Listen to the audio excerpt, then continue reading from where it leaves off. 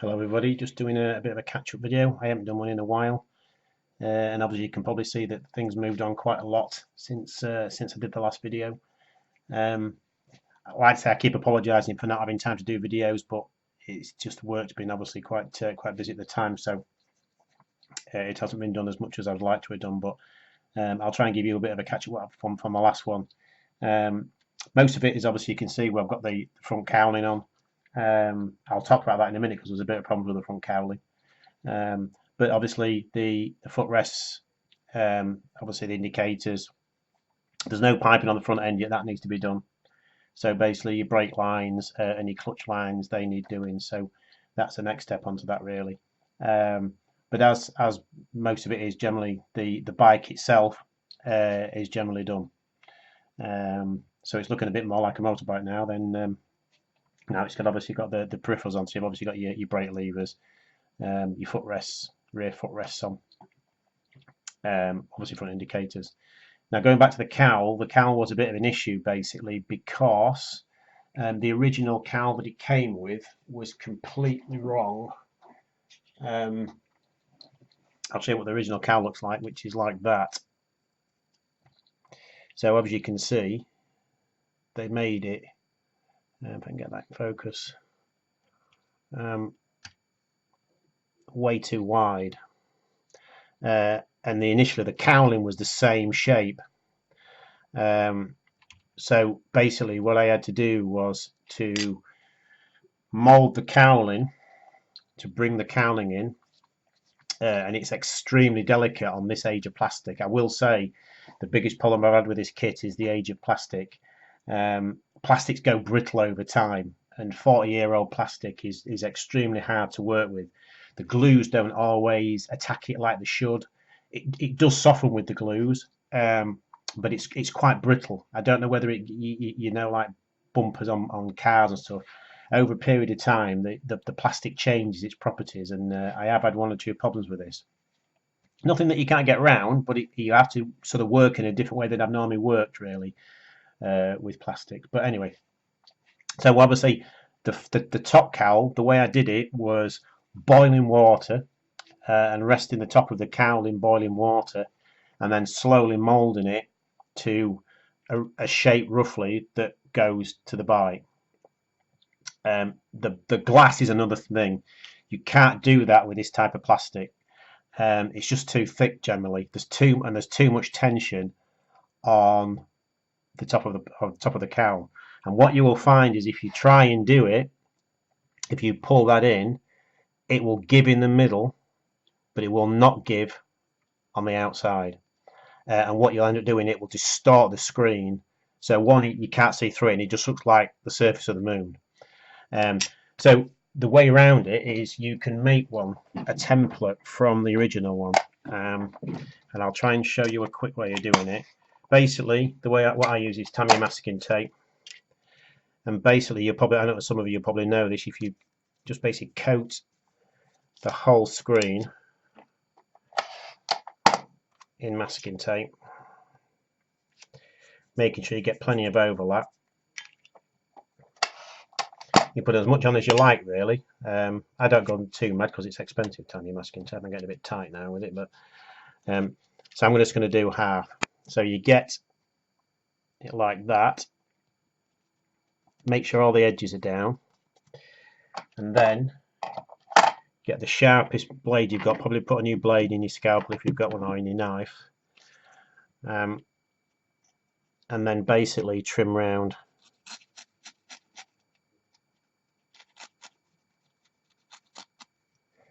the cowling. Now, it won't give you 100% template. There might be a little bit of tweaking that you'd have to probably do, and this is where your reference photos or any pictures you've got of the original bike will come in. So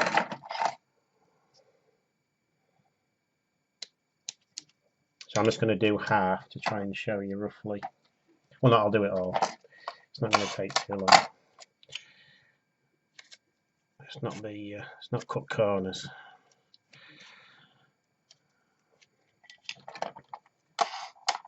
You will need to get some more. You will need to get some more plastic though. That's not a good start, look.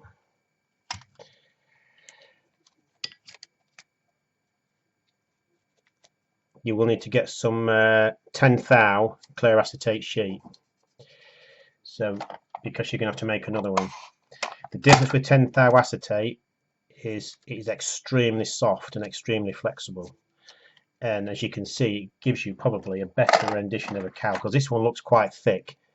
In scale wise, it would be horrendously thick cowling, but you know, I'm not going to knock 40 years ago, you know, they did what they did. People have suggested to me that the bike's not really to scale. You've got to remember, this bike was made with probably a slide rule of tape measure and pictures. There was no computers to help them, there was no graphic designs or anything like that, so it was all basically measured out, and then they made a mould of this. So you know, all credit to the people who did that. So basically, once you've got, this is quite rough, you'd have to do probably a better job. Once you get a rough cutout of that, okay, you need to get some plastic card. This is just some 10 thou plastic card. It's obviously quite soft. And what you have to do then, what I sometimes do is put a piece across the top, because it can peel across. When you peel it, it can peel, it can try to lift the corner, so this sometimes just holds everything together. Don't worry about it getting quite thick, because you're only using it really as a template for everything else. So don't worry about it as it gets too thick. The trick is now is to peel it off. So if you lift a corner, and just be quite careful as you peel it off. As you can see, it lifts. So you sometimes have to, this is probably not the best thing to do on camera really, but I'll try and give you an idea.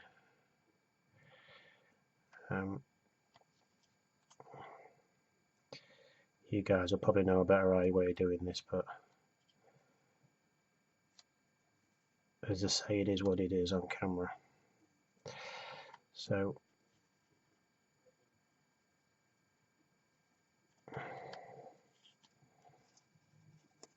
you peel the mask off. So it's obviously basically just as a template mask, and then you basically lay it on to your plastic card, and then basically cut around it.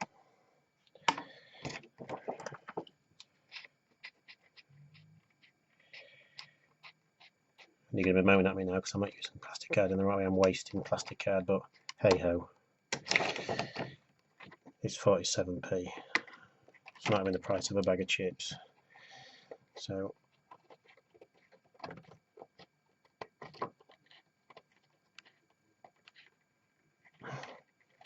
we trim round the plastic card.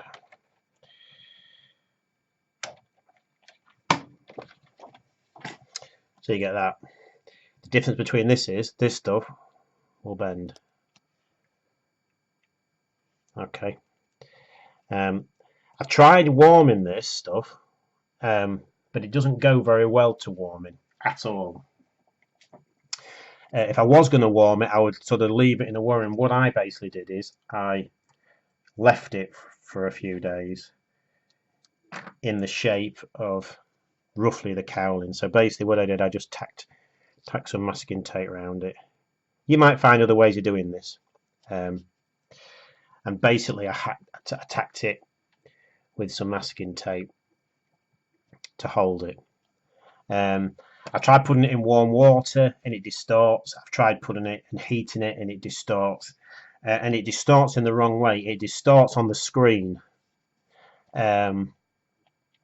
And the problem with that is, when it distorts on the screen, it loses that smoothness that you need to do when you're doing the top cowling. But generally, I've left that for a few days, and it starts to go. Actually, I think just from room temperature more than anything, it does go from the flat to the slightly bent surface. but as you can see, the actual one you get with it to what you can make, I know it's bent too much at the minute, but it does, when it actually relieves the tension, it relieves it to a lot more accurate on the bike than it was that you would have got with the kit. That's how it would have been generally made on the kit, and it just looks daft, really. It's way too wide. So basically, after you've got that bend, what I basically did was I smoked it on the inside, and the good thing is you can leave the masking on because you basically mask the outside of the screen, so you get no overspray on the outside of the screen. So smoke it on the inside, and then basically I even masked it and sprayed on Tamiya semi-gloss black on the inside to give you the black line, and then basically I drilled it for the rivets. I don't know whether you can see the rivets. So the riveted, as in it looks like it's riveted onto the bike. And then I was debating what to use. In the end, I have some extremely strong double-sided adhesive tape. So I used double-sided adhesive tape to stick it on with, and it kept popping off. So that went out the window. So in the end, I used a double-sided adhesive tape to tack it, and then I ran in with a pin some thick super glue. You have to be extremely careful with super glue around clear plastics. Some of them will fog. They'll leave like a white residue if you put too much on. If you've got an activator, you could small dabs, small little blobs of glue to tack it, and then just hit it with some activator. Be extremely careful you get no activator on the glazing, because it will attack the plastic, and it will just ruin you'll have to start all over again. And then the last bit of all basically was the piping around the top, and all that is actually some electrical cable, which basically I split down the middle, put a line down it, and then basically pull out all the cabling, and then just push it over the plastic, and it'll give you that piped effect, which is actually on the real bike.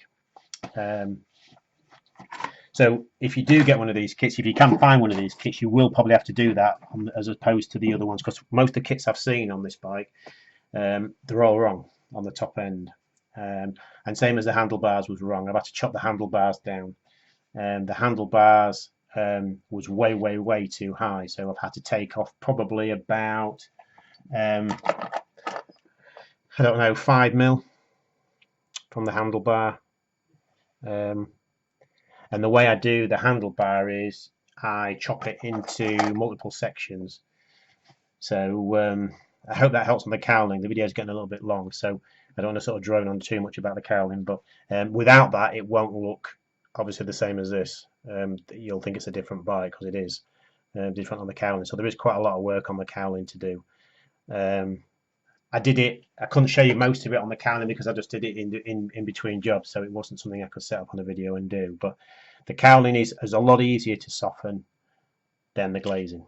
So I hope that helps you on the glazing side. Any questions you want to ask, just give us a shout, and I'll go into it a bit further with you in the comments below. Same as the handlebars. The handlebars, it's not hard work to do the handlebars. It's just you basically got to have some pictures to do it. So the handlebars was basically cut down and then chromed. I've also basically done the inside glazing as well on the dashboard, so the dashboard's on. But everything else, I will do a sort of a follow-up video at the end when I've got it completed and try and go through it all. But I'm just trying to keep the videos to a smaller end. But I haven't done one in a long time, and the bike's come on quite a lot. So I just wanted to give you a bit of a catch up on obviously how far it's gone really. And so people can see obviously on the kit's building. So I'll leave it there, and I'll catch you in the next video.